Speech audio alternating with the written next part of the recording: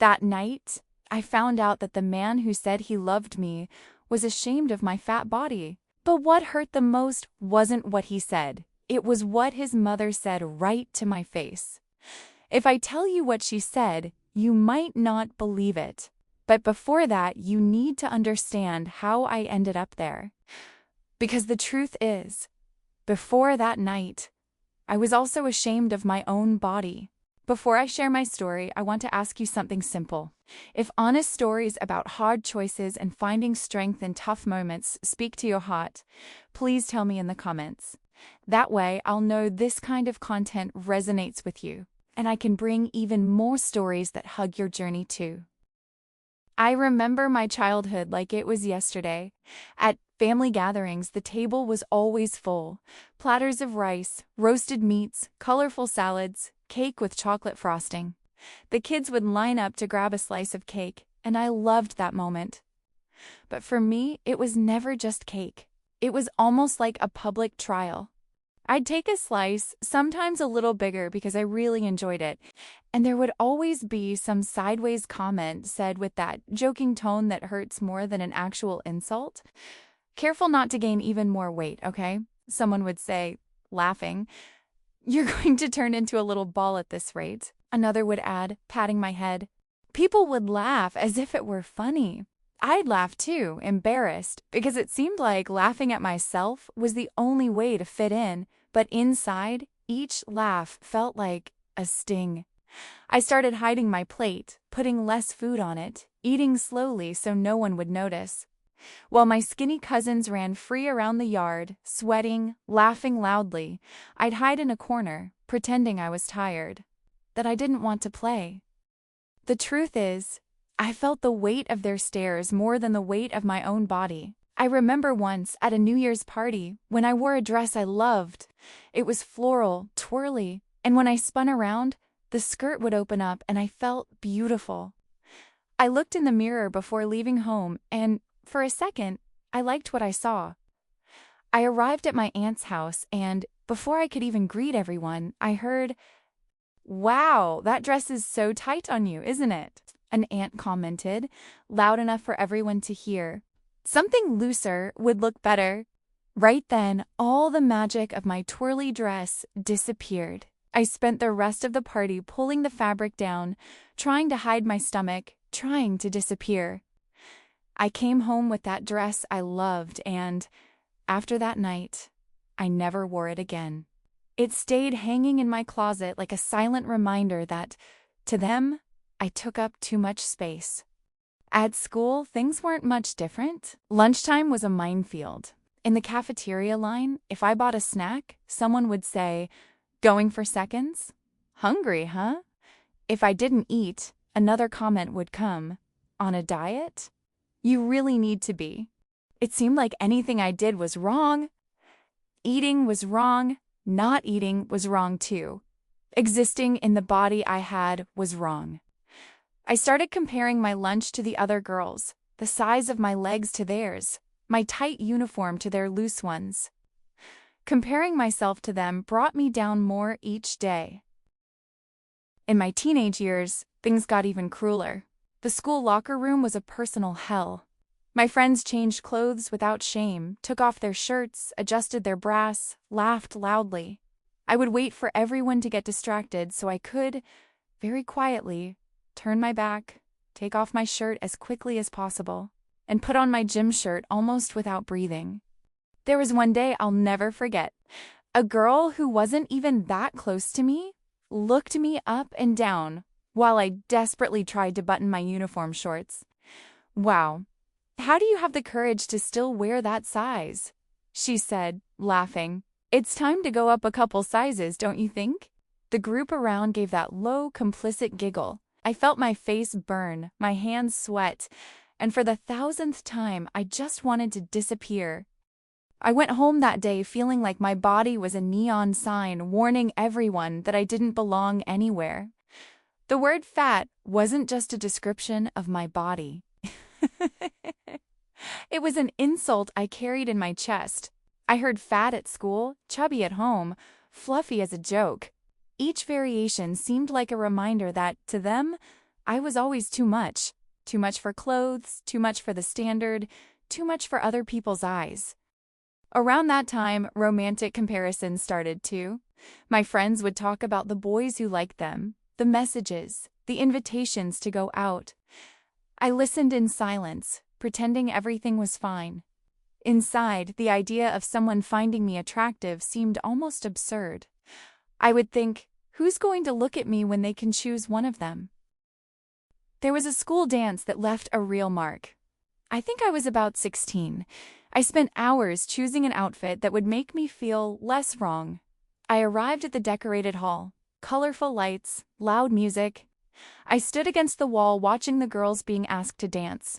A classmate walked past me, looked at me, laughed, and said to his friend, thinking I wouldn't hear, "Nobody's asking that one to dance. Your arms wouldn't be long enough." They laughed and walked away. That phrase stuck to me like a sticker I couldn't peel off. That night, I went home with aching feet, not from dancing, but from standing still, motionless, trying to take up the smallest possible space in the corner of the room. Over time, these situations piled up, one on top of the other, like bricks building a wall. I grew up believing that no one could ever truly love me the way I was. Every time I looked in the mirror, I didn't see a normal teenager. I saw a list of flaws, a stomach that didn't fit into trendy clothes, thighs that rubbed together, arms I never showed in any photo. "You're not enough," that's what I heard without anyone needing to say it out loud. And the worst part is that after a while, I started repeating it to myself every day, as if it were an absolute truth. It was with this body full of invisible scars that I reached adulthood, and it was carrying all these voices that I met Daniel. That's why, when he showed up saying he thought I was beautiful, it wasn't just a compliment. It was almost a miracle for that girl from way back, the one who learned that fat was synonymous with unworthy of love. He was the new hire at the office where I worked, and he showed up like a ray of sunshine. While everyone else only saw me for my weight, he complimented my smile, my eyes, said I was beautiful just the way I am. We dated for months, packed movie theaters where he'd hold me close without caring about the stares, colorful picnics on sunny Saturday afternoons. We'd even grocery shop together and cook our Saturday dinners between kisses and a glass of wine. We laughed at the same jokes, liked the same books, even had the same taste in music. We'd exchange sweet messages late at night, making promises about the future. For the first time, I felt desired. For the first time, I felt loved. He was simply perfect. But there were signs I ignored. He never posted photos of us together. He'd crop my head out of stories or make up excuses. "I'm a private person," he'd say. His friends? I still hadn't met any of them. I remember when he got invited to Mike's birthday party. I only knew Mike by name, but I already knew he was his best friend. And I also knew he was dying to go, but for some reason, he didn't. That night, we stayed up late with a bowl of popcorn in our hands, watching some random movie on Netflix. There was almost always an excuse not to introduce me. When I asked about meeting his family, he dodged it. "My mom's complicated. It's not the right time." I pushed for his birthday, and he gave in, nervous. I didn't know it then, but he was already thinking about what might happen. What his family would think about my body. That afternoon, I spent hours in front of the mirror choosing what to wear. I tried on 5 dresses, tightening the waist, hating every curve I saw. What if they judged me? I thought, remembering old comments from my own family. A friend called me, "Go for it, you're incredible." I took a deep breath, did my makeup carefully, wrapped his gift, and left. Daniel came to pick me up. On the way, he started giving me instructions. "Try not to talk too much about food, okay?" My mom is kind of obsessed with that stuff. I brushed it off. Tried not to let that comment get to me, but inside, a warning light turned on. When we got to his parents' house, Daniel straightened his shirt and whispered, "Don't mind my mom, she's just very honest."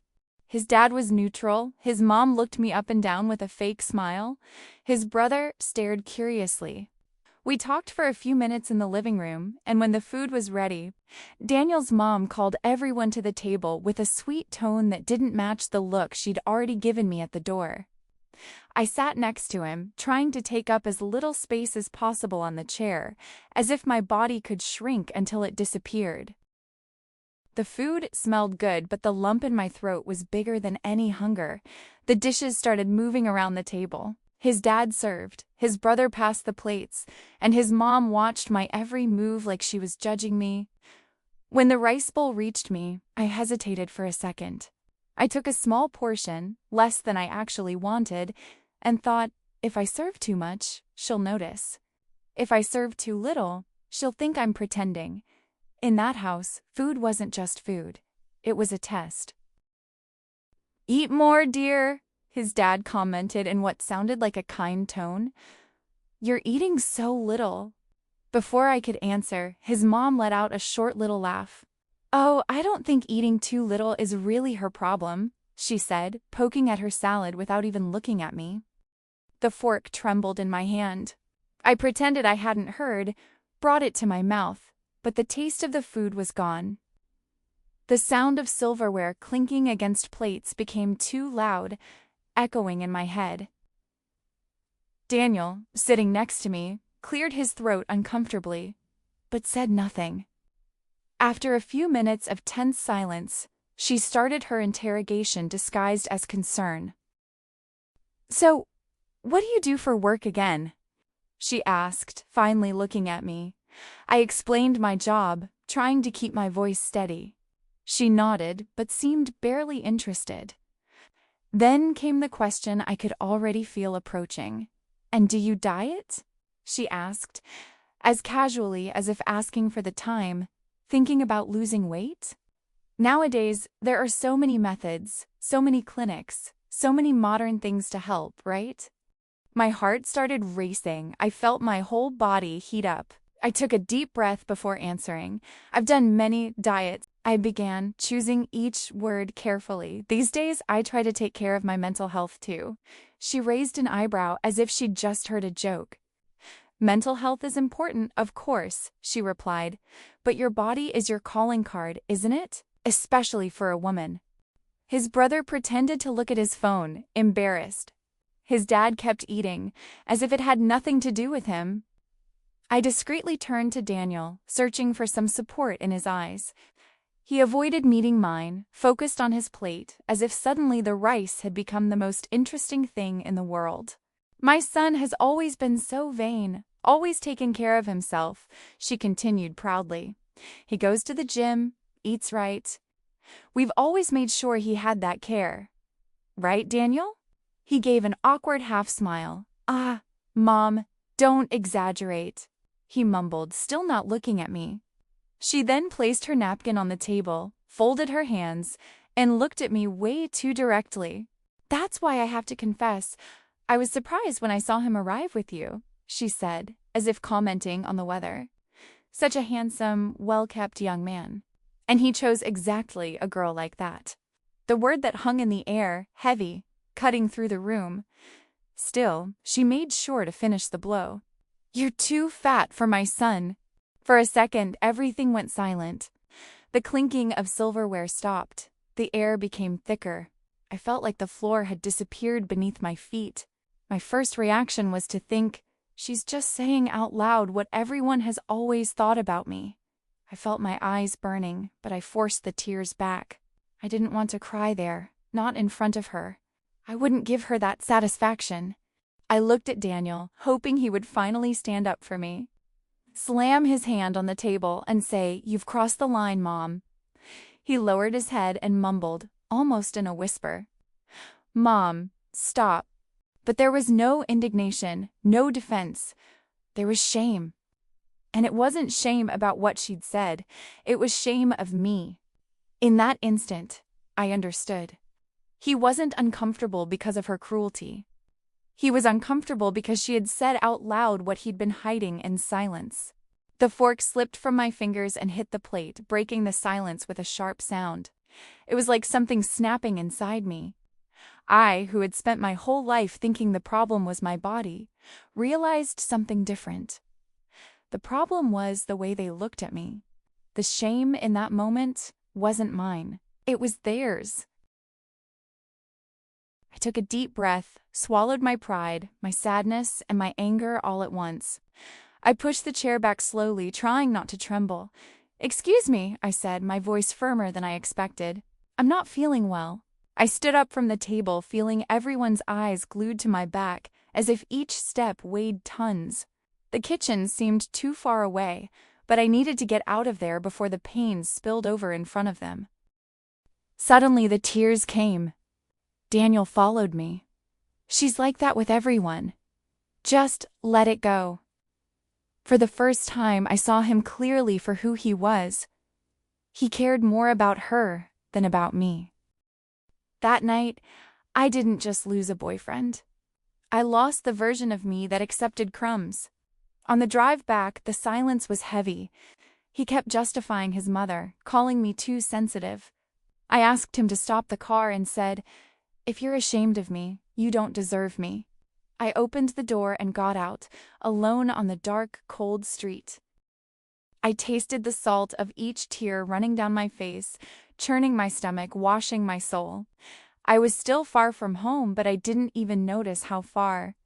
I walked mechanically, oblivious to everything around me.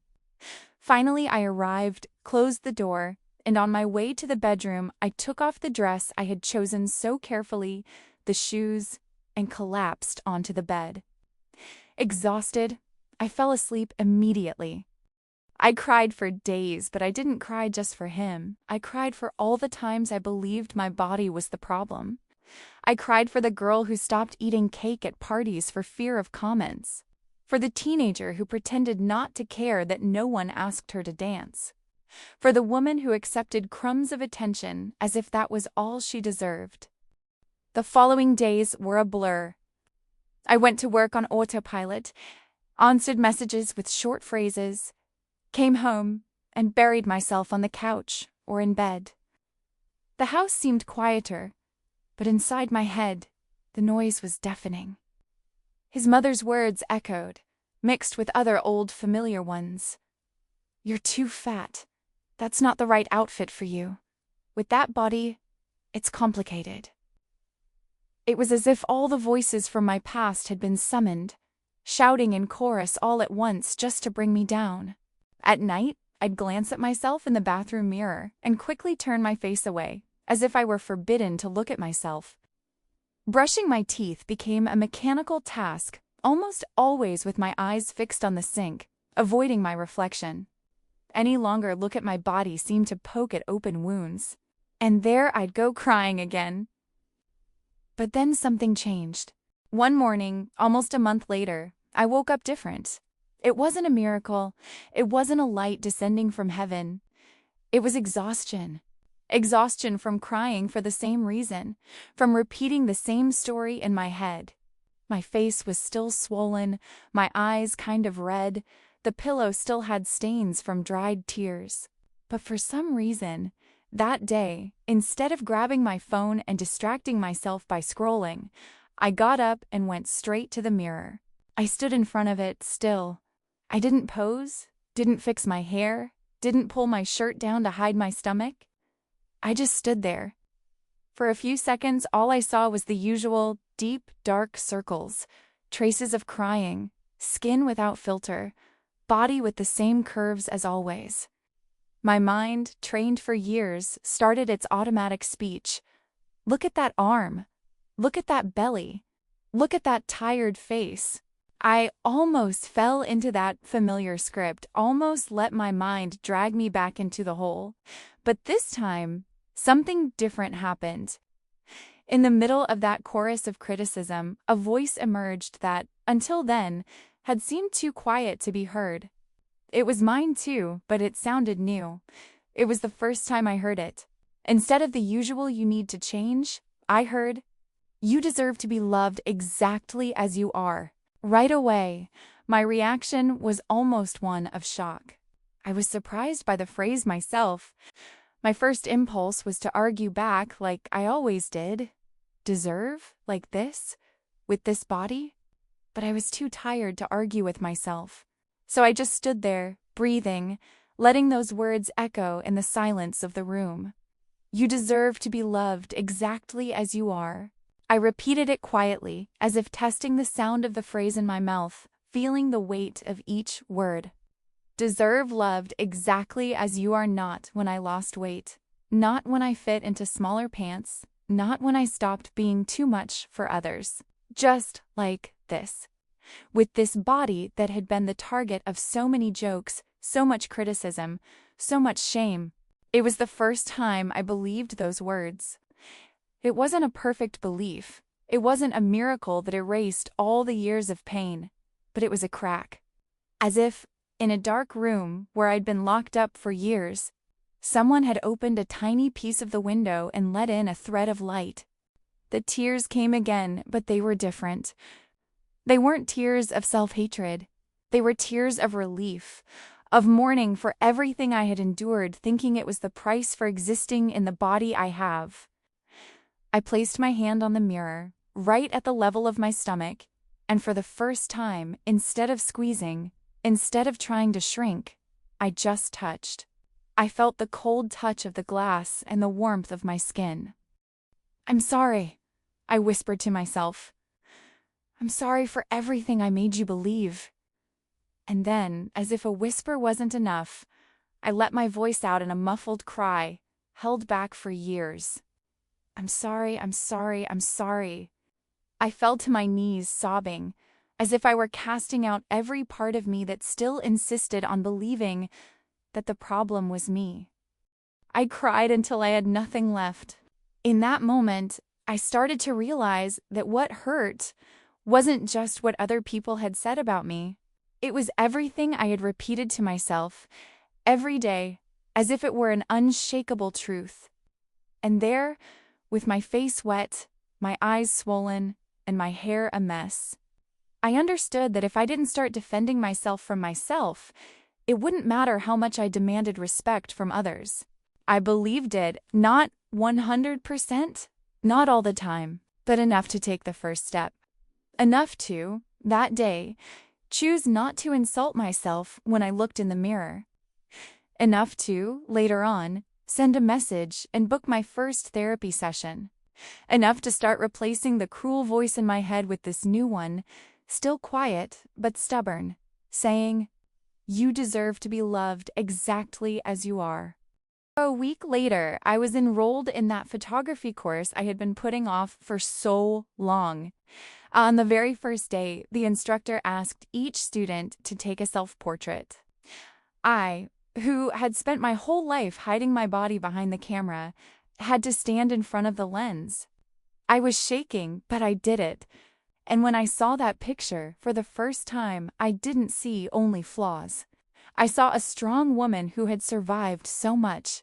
The me from a month before wouldn't have handled that challenge.